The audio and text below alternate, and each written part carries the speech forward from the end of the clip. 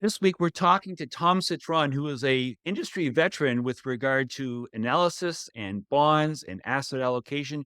We're talking about valuations, and specifically, we're going to talk about how ready people are for a market downturn and what they might be thinking about and what they perhaps might not know about what history teaches us regarding market performance. Stick around. Make Better Wealth Decisions, a podcast that explores how financial advisors' blind spots can harm your investments. I'm your host, John DeGuy, a portfolio manager with Design Securities in Toronto. This week on Make Better Wealth Decisions, we're talking to Tom Citron. He is a financial writer and former chief investment strategist with a distinguished career in asset management. He's also an award-winning bond manager with expertise in real estate, energy, and asset allocation. Tom provides insightful analysis through his writing for the Globe and Mail and other publications. Tom, welcome. Thank you. Thank you for having me.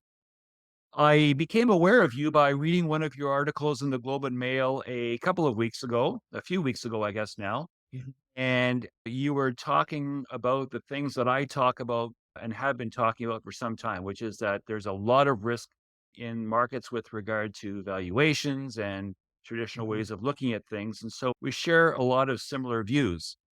And I'm wondering if you can offer your thoughts in general, because I don't want to put words in your mouth. The idea is that risk is important for valuations are important for looking at risk, but they're lousy for market timing. So, what are your thoughts about valuations these days?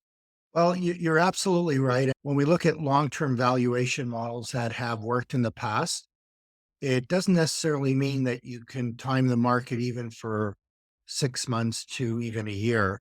But what I've determined in my research is when you look at valuation models like the Buffett indicator and the Schiller PE ratio, what comes to mind, and I did the analysis, is when markets are very overvalued, what tends to happen is, again, you can't time it, but there's this really interesting tendency that if you look back to when they were overvalued and then you look forward, you let time pass and you look forward, in the next 5 to 10 years, you basically are lucky if you get a zero annual rate of return after inflation.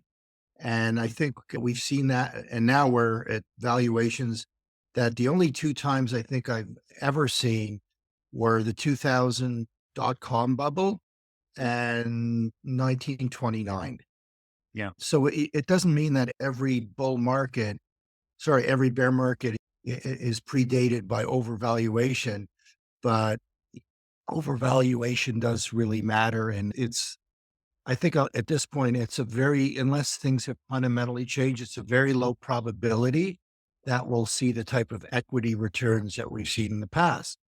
And one thing I do remind people of is that we've had periods in the past where, like for instance, in 1929, 1966, 2000, where if you invested $1 million at that point, you didn't see your money back in real terms for decades.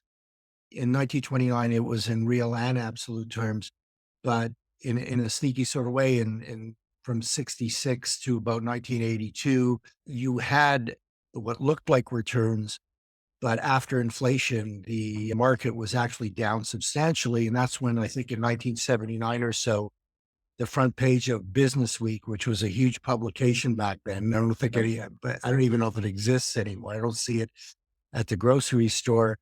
They talked about the death of equities. So I would just say that a paradigm can shift very quickly. It's So, remarkable because you're using US data. One of the things I like to point out is that in 1989, the Nikkei, on December 31st of 1989, the Nikkei hit a high.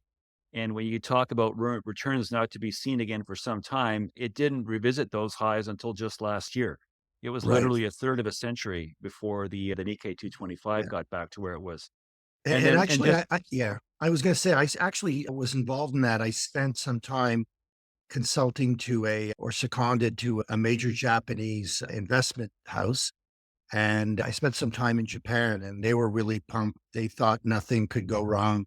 Their yen was so valued that they were coming in here and they were going into fancy shoe stores and buying like 10 pairs of shoes that I think I could afford once a year. And the metric they used was the land under the Imperial The Palace palace was was worth more more than all of Manhattan. worth more than all of the state of California. Oh, really? Okay, so it was even Yeah. more. And apparently Yes. when you do the math, that actually worked out. So it's ridiculous how the bubbles are formed and how they burst. I And actually have by a the s way, sorry, and by the way, when you're in a bubble, there's always people telling you you're crazy.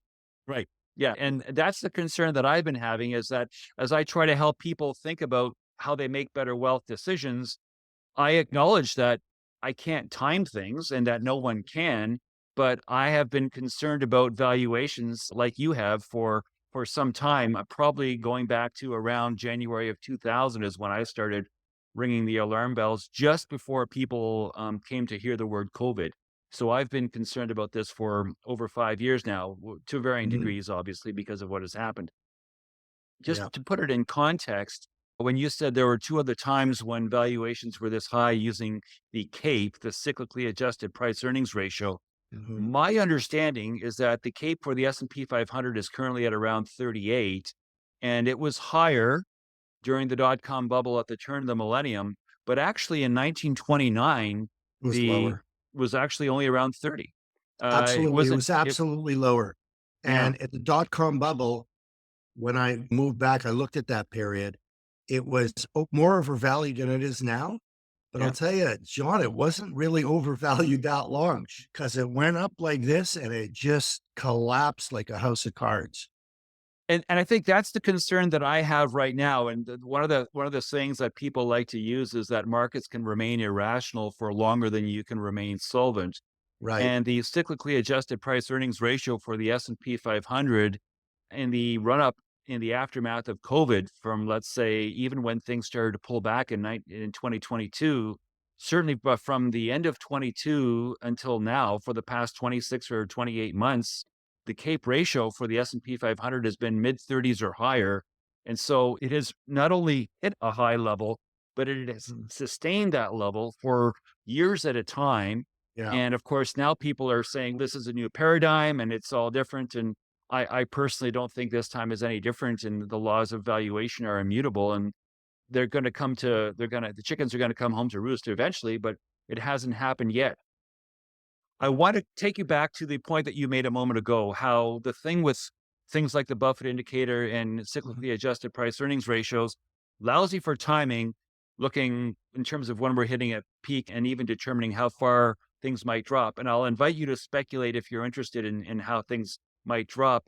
But the thing that you said that I really think resonates with me that I think people need to understand is you could easily go a half decade or a decade before you get your money back. And it's that lost decade, that threat of a lost decade that concerns me because of how investor behavior is likely to respond to the circumstance that a lot of people, even when COVID hit, markets dropped by 33%, but it took 5 weeks and then they started coming back up again Yeah. and so forth. And so people can think they can withstand a drawdown, but they can withstand a drawdown if the market inexorably resumes its rise shortly Mhm. after a swift drawdown. But what if you drop and just stay down for many years at a time? What are your thoughts about investor behavior? Well, first of all, I mean, the aftermath of the COVID drop was so quick in a way it didn't count. And from experience, I know that people say they can take a drawdown, but even professionals, so-called professionals, I've been in the room when I was in the room when '08 blew up Mhm. and all those structured notes started defaulting and nobody knew which banks were going to survive. The behavior is very different. There's this whole thing where, men think if they're in a tough situation and they've seen a lot of movies, they're going to be really ninjas and rise to the occasion and be a hero. And in reality, when something happens, there's a problem on the subway, most men freeze. It's human behavior. So I think that one thing that really struck in my head was I didn't obviously firsthand experience the Great Depression, but I remember during the great inflation, how many older investors who are long gone now So this would be late 70s when I was finishing off my school, in the early 80s when I started my career. How many of them, because of inflation and the fact that the stock market didn't do well and interest rates were below inflation, had effectively been wiped out? There were Mhm. people who, at the age of 60, retired very comfortably, and at the age of 75, they had to rely on their grown children for support because the value of their money went down. Like, they were still getting like $300 a week, but $300 a week was very different in 1970 and 1985. Purchasing power was, Yeah. severely constrained. I But I will remember say one way this is really different, and I'm not 100% sure how, is that in all those other periods, we never went through a period like we did in the post great of the 2008 period, the great financial crisis, to right up to COVID, where we had what I feel was artificially low interest rates. So people got used to interest rates that were below inflation. They were ridiculously low. And governments use that as a freebie to get into a very bad debt situation because because rates were so low that the percentage of taxes and revenue that went to pay the interest payments just collapsed on the downside. They basically government got free money for a while. And we saw with the inflation number where the US is still at 3%. I think that game is over. I don't think we'll see 0.5%, whatever it yeah. got down to, depending on the country. I don't think we'll see 0.5% interest rates anytime in our lifetime, if ever. And in fact, we may not even see any rate cuts in the United States in 2025, even though a lot of people just a few weeks ago were predicting at least two of them. And now, with the Mhm. inflation numbers coming out, it looks as though we may need to maintain rates where they are in order to keep inflation from creeping out of control. In There fact, was some something, guy on Bloomberg TV, who's a major strategist, was saying that the Fed's, if inflation stays at 3, the Fed's next move could be up, oh, which I hadn't thought of that yeah, until he said that, but it might be a possibility. And I agree. it'll be interesting because that'll happen. But Donald Trump is already pounding the table, demanding lower rates, or he's going to throw Jerome Powell in jail or something. I don't know. But Yeah. It's funny when I was listening to you speak, I'm just a little bit younger than you, but when I started my undergrad degree, it was 1982, and my professor was saying we were talking about the stock market, and I grew up on a farm in small town Ontario. I had no previous experience to capital markets, and his commentary was, "Well, you can't make money in the stock market," and that was because there was not a lost decade; it's a lost decade and a half. If you draw a line from where the US market or where the TSX was in 1966 to where it was in 1982 when I started, you would see that it's been about 16 years where the actual price value of market indices, of course, that's without dividends, went down and up, but it was no higher 16 years later. So you can't and the have, value of money was lower, so you right, actually lost because there money. was inflation. That's Yeah. right.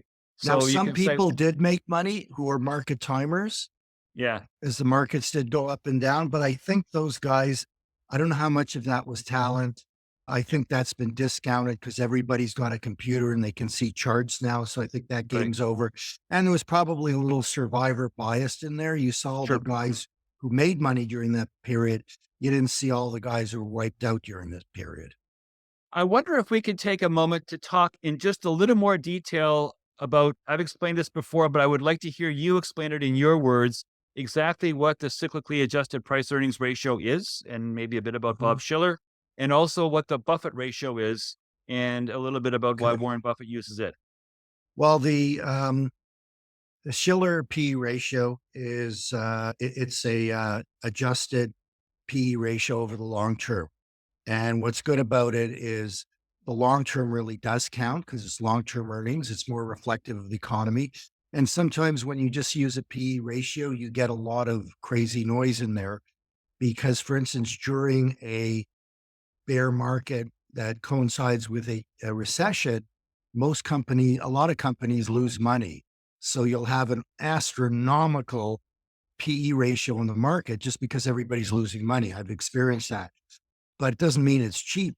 It means the market's discounting. Like it can't go Right. to zero because everybody knows that Royal Bank and other companies like that are not going to go bankrupt, even if their earnings are a little bit challenged. So that's a much better view of the cycle. It also, tends to work. Schiller was I think he's still alive. Yeah, he's a Nobel Prize winner. The Buffett ratio is the value of the stock market divided by the gross GDP. domestic product. So GDP. That's a good indicator too.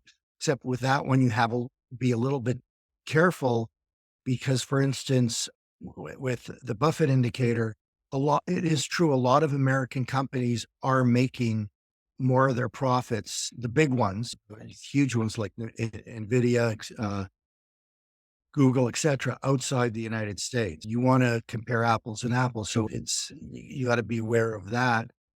But I mean, there's only so much, right? I mean, people are arguing that Canada's Buffett indicator is much lower than the United States. I would say it's lower for a reason. The market's not as good. The other thing, and this is sort of cautionary about valuations, is the Buffett indicator its data is based on a period of time where I would argue that GDP was growing in a higher level. So, for instance, in the 70s, it was growing pretty much about what the 80s were, maybe a little higher, but the 80s were more stable. The 90s, it slowed down. In 2008, it's been not great. And in fact, in Europe and Canada, there's an argument that the last 5 to 10 years in some of our countries, GDP is down. So without GDP going up, that means all things being equal, the Buffett indicator is going to get more overvalued Right. relative to, Right. and we see that there's a lot of reasons. There's more government intervention, and also we have a population issue, Right. which is going to be a drag on GDP and on earnings. So yeah, if the numerator is creeping up and the denominator is holding steady, then it stands to reason that the actual number is going to be higher. To Yeah. put it in perspective for the people listening, historically, the CAPE, the cyclically adjusted price earnings ratio, for most markets is usually in the high teens. And in the US today, it's around 38. It's about double the historical average.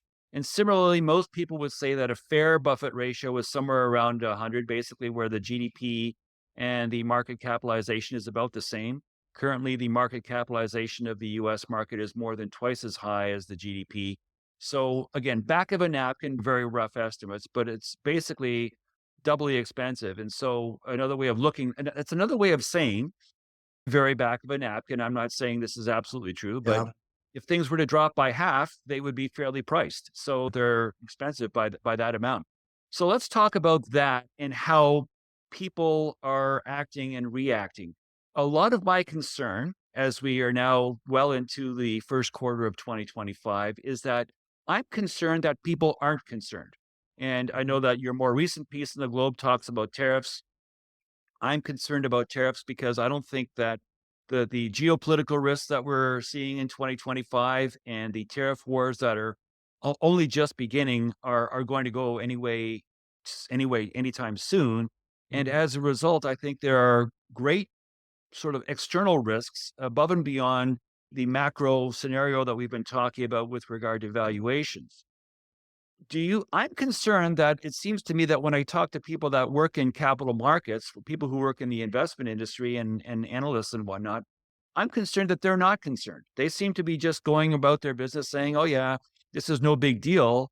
And indeed, markets which are forward looking, you would think would be incorporating these elements of risk and concern into what they're doing, and markets would start dropping based on what they expect. But markets are remaining fairly resilient as we tape this in mid February.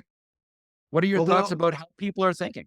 they always seem resilient. I remember in 2007, because I was a bond guy, I was from 2005 on, I was very concerned about these structured notes. They didn't make sense. And I didn't really understand how you could take a bunch of credit card debt, which had a default ratio of about 25%, band them together, over collateralize them at 10%, and somehow that made something a triple A. I never really understood that. But I had a lot of opposition to that. I got a lot of criticism for not buying that stuff. And I was wrong until I was right. And by the way, when I was right, everybody still hated me anyway, so it didn't really matter. So that's always the case. There's a new paradigm. The great economist Irving Fisher, right before the election, the Great Depression of Right. 1929, said we've hit a Permanent high. a Yeah. permanent high, and we're not going down. That's just human psychology. It was like a week or 2 before the market crashed to talk about hubris. And again, Fisher is one of the 3 or 4, probably one of the 3 or 4 greatest American economists of all time. It's not like this was not yeah. just some guy. Well, here's what I find useful. Like when I look at markets, I tend to go back and look at a lot of analysis, and I try to be not bullish, not bearish. I try to look at it like a scientist, like I'm a biologist looking at a lab frog. And it's kind of really interesting. Like I know there's a lot of perma bears out there, but the fact is in any given calendar year, in the last 20 years, you had an 80% chance that year was going to be an up year. In the last 40 years, or the roughly, if you even go back to time from World War II, it was about 78%. So 4 to 5 years, you make money. However, when you look at when those valuation indicators are high, that probability drops to sometimes below 50, but it doesn't drop to zero. Right. That's kind of the way I think somebody should look at it. But I think there's a natural psychological order to this stuff, in the sense that the people who experience the last debacle end up retiring. They're in Florida, and almost nobody on the trading floor anymore has experienced a real drop. So they think, oh, okay, boomer, yeah, there's going to be a bear market. Give me a break. What do you know? You went to school 40 years ago. You don't know anything. Right. Just because your professor won a PhD doesn't matter. Now, as Right. far as you were talking about tariffs, I'll say two things about that. Number one, everything I've read say tariffs, all things being equal, lowers economic growth. That's been true since Adam Smith. David Ricardo was another great classical economist. I'm betting on these guys who've been right for 250 years to keep their track record in play. The other thing, and this is interesting, I read a paper by a gentleman named Stephen Moran, who is an advisor to Trump's economic team. And he was trying to objectively talk about the benefits of tariffs and the logic behind it. And what it seems to me is twofold. Number one, and most people know this, is that Trump and his administration see tariffs as a way to get revenue. So they see that as a more efficient way to get revenue, punish some of their trading partners who they think haven't been very nice to them, and replace some of the income taxes. So net, they view it as a neutral in terms of tax revenue, because anything that it costs the economy, which they concede it might, they will benefit by cutting the size of the federal government and cutting taxes. The other thing that struck me, which isn't well known, is that they view tariffs as a weapon. So what they want to do, from what I can garner, is everyone gets, and we saw that, I read this before, they did the steel and aluminum, everybody in the world gets a 10% tariff. You don't like it, tough luck. The people that America is a little sketchy on, like Canada, to be a blunt, and Mexico gets a 25%, and the enemies get 50 to 100%. So they get shut out of markets, and they view China as an enemy. They're starting to, and this is a misperception. This is why Canadians are so shocked. Canadians do not understand that Americans, and I do a lot of work with Americans. I've lived down there. Most of my family's Americans. What they don't understand is America does not view us as a reliable ally or a friend anymore. They think we're cheating on trade because they look at milk quotas and a million other things, from that to subsidizing the movie industry. They look at that as cheating and non-tariff barriers. And this is something that, because it's obviously in a world me and you are probably not very familiar with, there is something going on with the CIA and the RCMP and CSIS and all this drug stuff. Because when you read the mainstream media, they're saying that there's no drug problem, nothing. And the sort of alternative media is saying the opposite. And I tend again to look at that and I think, well, if there's no issue here, how come Canadians are dying at a slightly higher rate per capita than Americans from fentanyl?